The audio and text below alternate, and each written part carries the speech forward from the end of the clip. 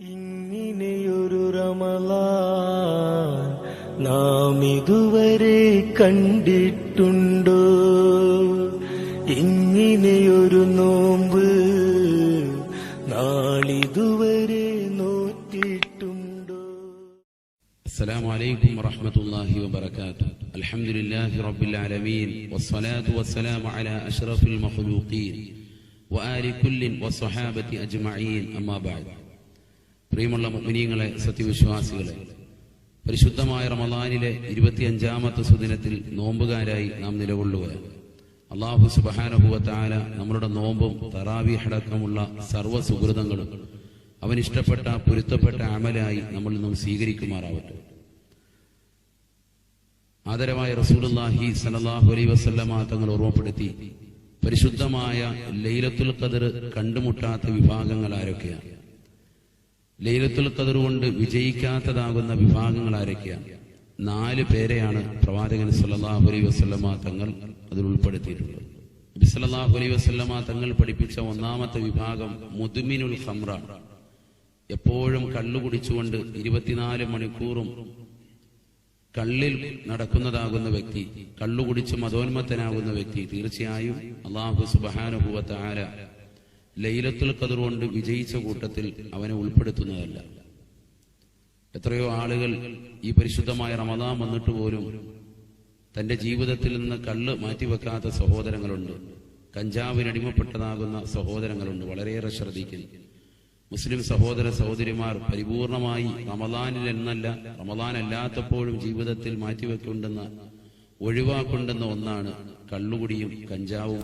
അത്തരത്തിൽ ബുദ്ധിമുട്ടുണ്ടാക്കുന്ന ലഹരിയും വസ്തുക്കളുടെ ഉപയോഗങ്ങൾ പരിപൂർണമായി ഒഴിവാക്കേണ്ടുന്നതാണ്. നബി സല്ലല്ലാഹു അലൈഹി വസല്ലമ തങ്ങൾ 2ാമതായി ഓർമ്മപ്പെടുത്തുന്നത് ആഖുൽ വാലിദൈനി, മാതാപിതാക്കളെ ബുദ്ധിമുട്ടിക്കുന്നവനാണ്. പരിശുദ്ധ റമളാൻ കടന്നു വന്നിട്ട് സ്വന്തം മാതാവിന്റെ ചാരത്ത് ഒരു വേള പോകാത്ത എത്രയോ സഹോദരങ്ങളുണ്ട്. സ്വന്തം പിതാവിന്റെ ചാരത്ത് പോകാത്ത എത്രയോ സഹോദരങ്ങളുണ്ട്. പിണങ്ങി നിൽക്കുന്ന എത്രയോ സഹോദരങ്ങളുണ്ട്. അവരെ ചീത്ത വിളിക്കുന്നവരും, മാതാപിതാക്കൾ ചെറിയ വിഷയങ്ങളിൽ തന്നോട് പിണങ്ങി നിൽക്കുന്നുണ്ട്, അതുകൊണ്ട് ഞാനും അവരോട് അത്തരത്തിൽ പിണങ്ങുകയാണ് എന്ന് പറഞ്ഞു നിൽക്കുന്ന സഹോദരങ്ങൾ. ഒരിക്കലും പാടില്ല. നമ്മുടെ മാതാവിന് തുല്യം മാതാവ് മാത്രമാണ്, പിതാവിന് തുല്യം പിതാവ് മാത്രമാണ്.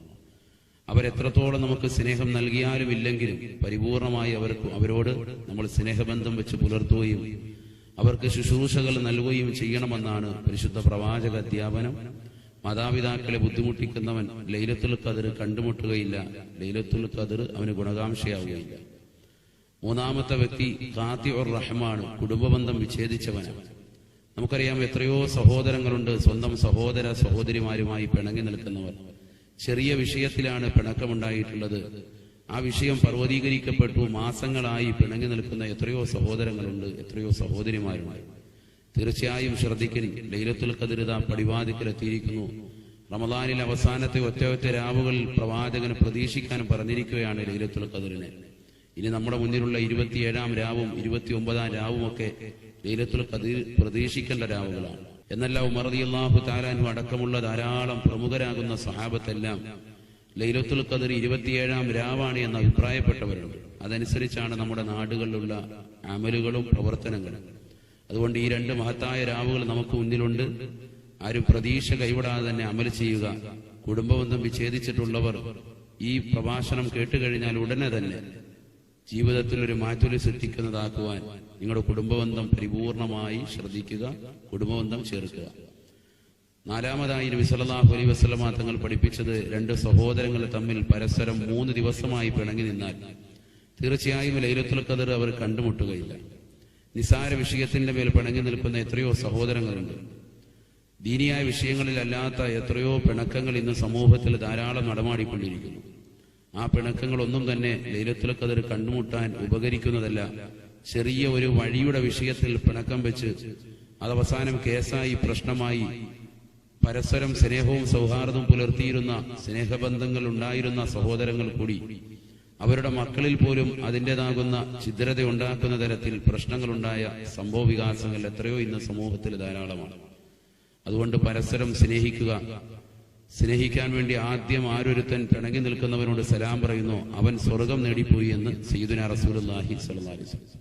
അതുകൊണ്ട് അവൻ ഇങ്ങോട്ട് വരട്ടെ എന്ന തരത്തിൽ നിൽക്കാതെ നമ്മൾ അങ്ങോട്ട് ചെന്നുകൊണ്ട് അസ്സലാമു അലൈക്കും പറഞ്ഞ് അവനെ നെഞ്ചോട് ചേർക്കുക. കാരണം നമുക്ക് സ്വർഗമാണ് വലുത്, പാരത്രിക വിജയമാണ് വലുത്.